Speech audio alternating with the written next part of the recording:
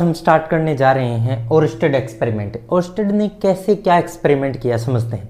Oersted एक scientist थे, वो क्या कर रहे थे, इलेक्ट्रिसिटी पे अपना रिसर्च कर रहे थे।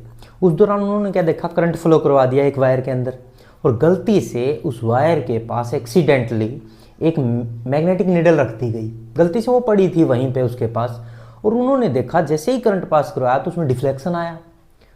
उन्होंने देखा यार ऐसे ही हो गया होगा, हवा से हिल गई होगी, ऐसे हिल गई होगी। फिर उन्होंने करंट को कम ज़्यादा करके देखा तो फिर डिफ्लेक्शन हुआ। उन्होंने करंट की डायरेक्शन को बदल के देखा, फिर डिफ्लेक्शन हुआ। तो उनको एक आश्चर्य हुआ। अचानक एक गलती से एक डिस्कवरी हुई। उन्होंने सोचा कि इसका मतलब करंट की वायर है वो अपनी चारों तरफ कुछ न कुछ मैग्नेट जैसा, चुंबक जैसा कुछ न कुछ पैदा कर रहा है। मैग्नेट जैसा फील्ड है, मैग्नेटिक फील्ड है वहाँ। तो उसको अनुमान लगा, और वहीं से पता चला पहली बार electricity and magnetism are related phenomena. दोनों के दोनों रिलेटेड फिनोमिना है। ये बात है 1820 की। हैंस क्रिश्चियन ओरस्टेड इनका पूरा नाम है, और इनके द्वारा गलती से एक्सीडेंटली एक डिस्कवरी कर ली जाती है। ये वायर के अंदर से करंट फ्लो करवा रहे थे, उसको कम ज़्यादा करके देख रहे थे। गलती से मैग्नेटिक नीडल के अंदर से डिफ्लेक्शन आने लगे, और उनको लगा कि कुछ न कुछ इस वायर ने किया है। तो उन्होंने करंट को कम ज़्यादा और रिवर्स डायरेक्शन करके सब देखा, तो उनको पता लग गया कि करंट अपने जो इलेक्ट्रिक वायर है, मैग्नेटिक वायर है, मेटेलिक वायर है, उसके चारों तरफ कोई ना कोई मैग्नेटिक फील्ड पैदा हो रही है, जिस वजह से मैग्नेटिक निडल डिफ्लेक्शन शो कर रही है। तो वहीं से पहली बार ये पता चला कि magnetism and electricity are related phenomena.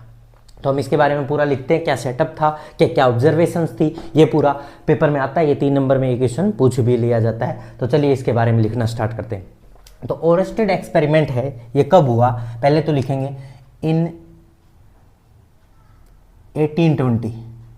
कब की बात है रही, 1820 की। 1820 पूरा नाम बोलो, Hans Christian Hans Christian Oersted. Hans Christian Oersted इनका पूरा नाम था। Accidentally discover that electric wire के चारों तरफ क्या आता है, मैग्नेटिक फील्ड। तो in 1820 Hans Christian Oersted accidentally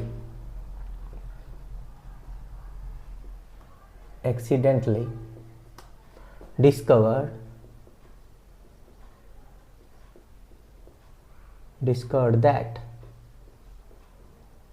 campos, जो कैंपास होता है, मैग्नेटिक नीडल होती है ना उसके अंदर, कैंपास नीडल गेट्स डिफ्लेक्टेड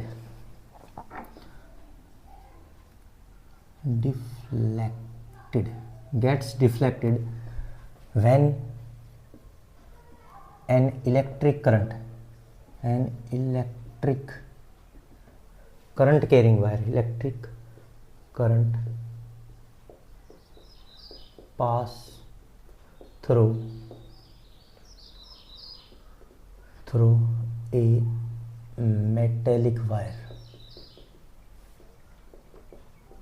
एक मेटेलिक वायर में से जब करंट पास किया जाता है, उसके पास पड़ी कैंपस है, उसकी नीडल में क्या शो हुए रहे, डिफ्लेक्शंस शो हुए। Metallic wire placed near to the compass needle.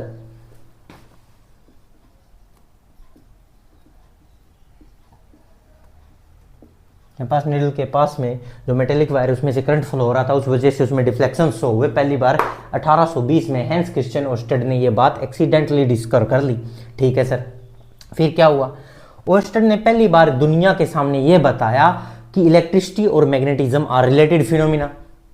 तो लिखेंगे Oersted show that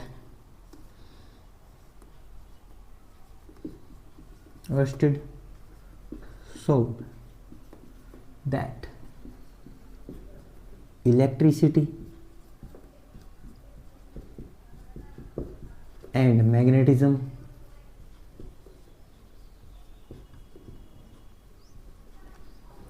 are related phenomena।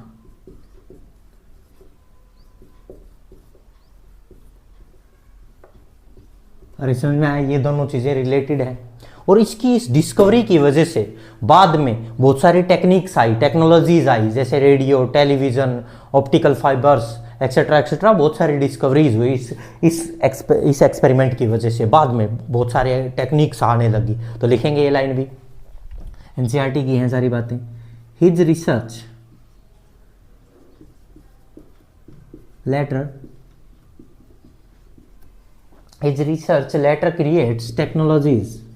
created technologies like radio, television,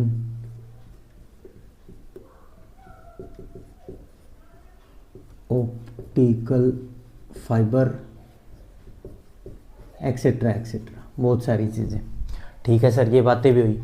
तो सर वो जो सेटअप था वो दिखाओ, उन्होंने बनाया क्या था, कैसा क्या कुछ कर रहे थे वो, गलती से जो डिस्कवरी हुई वो देखो। देखिए वो क्या था, वो सेटअप देख लें थोड़ा सा, उसके बारे में ज़रूरी है। यहाँ मान लो कोई रजिस्टर है, रजिस्टर दिखाना ऐसे दिखाया जाता है रजिस्टर को भाई, ठीक है, मैंने बता रखा है ये रजिस्टर है, ठीक है। और यहाँ कोई एमीटर लगा दिया, एमीटर क्या मापता है रे सर, करंट को मापता है। यहाँ से मान लो करंट आता है तो प्लस, और यहाँ माइनस, यहाँ प्लस, यहाँ माइनस, ठीक है सर। और यहाँ वायर के अंदर कोई बैटरी कनेक्ट कर दो,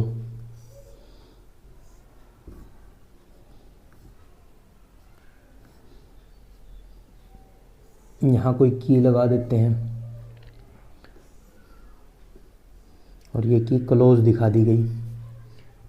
यहाँ कोई वी वोल्टेज की बैटरी है, यहाँ रेजिस्टेंस है, यहाँ मीटर है, और यहाँ से प्लस से करंट चलेगा और माइनस में वापस लौट के आएगा, ठीक है। ये करंट चल रहा है, ये देखो ये सेटअप था भाई उसके पास।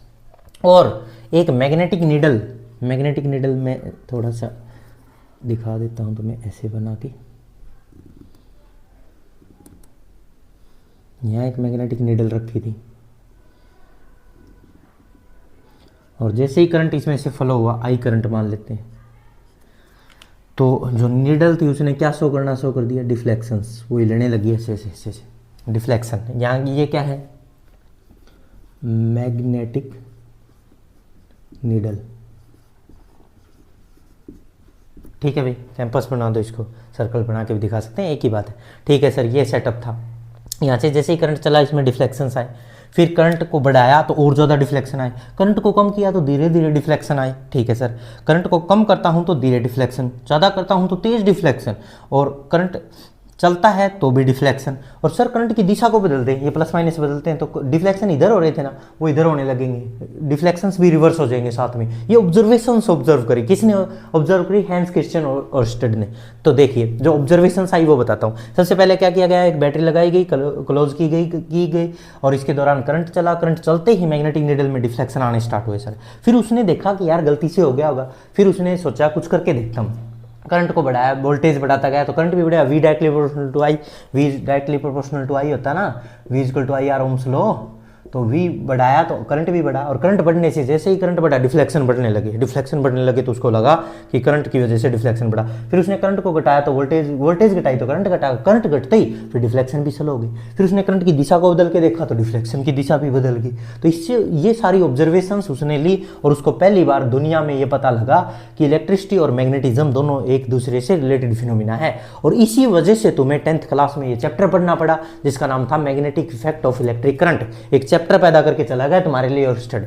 सर इससे अच्छा तो यह होता कि ओरस्टेड ही नहीं होता, ये नीडल ही नहीं होती, मेरे को एक चैप्टर कम पढ़ना पड़ता। नहीं, इस वजह से बहुत सारी डिस्कवरीज हुई हैं, बहुत सारे बेनिफिट हुए हैं, ये ज़रूरी था। और ये नेचर ने उनको दिमाग, देखो नेचर कुछ ना कुछ करती है रे, नेचर अपने आप ही उस मैग्नेट उससे गलती से रखी गई और उस वजह से डिस्कवरी हुई, और उस डिस्कवरी ने हमें इतनी सारी रिसर्च टेक्नोलॉजीज दी है। तो आगे तुमसे भी क्या पता क्या डिस्कवरी हो जाए गलती से, किसी को कुछ नहीं पता भाई, कौन क्या कर जाएगा ज़िंदगी में। तो इसीलिए लगे रहें, मेहनत करते रहें, कुछ ना कुछ हासिल जरूर हो जाएगा। तो ये समझ में आया भाई। इस तरह से उसने ये ऑब्जर्व किया कि करंट बढ़ाने से डिफ्लेक्शन बढ़ते हैं, घटाने से घटते हैं, रिवर्स करने से डिफ्लेक्शन की डायरेक्शन भी रिवर्स होती है। तो ये सारी ऑब्जर्वेशन यहाँ लिख देते हैं, ऑब्जर्वेशंस। ऑब्जर्वेशन क्या क्या ऑब्जर्वेशंस थी जो इस एक्सपेरिमेंट से आई, वो है ऑब्जर्वेशन। पहला magnetic needle placed, first observation, when magnetic needle placed near to a current carrying wire,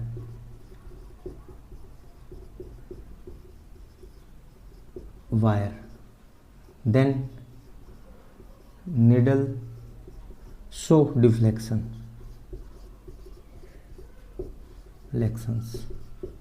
first observation से डिफ्लेक्शन शो करने लगती है, ठीक है। दूसरी ऑब्जर्वेशन, इफ करंट इंक्रीज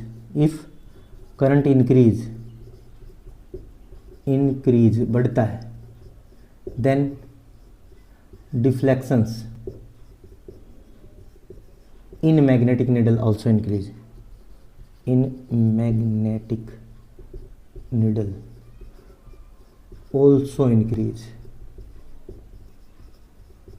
ठीक है। और डिक्रीज होने पे decrease, if current decrease then deflection in magnetic needle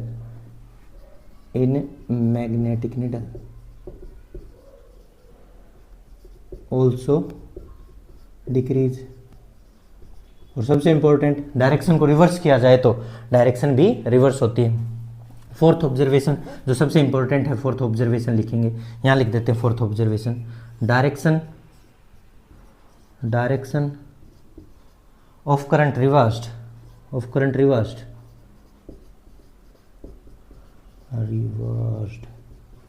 then direction of deflections in magnetic needle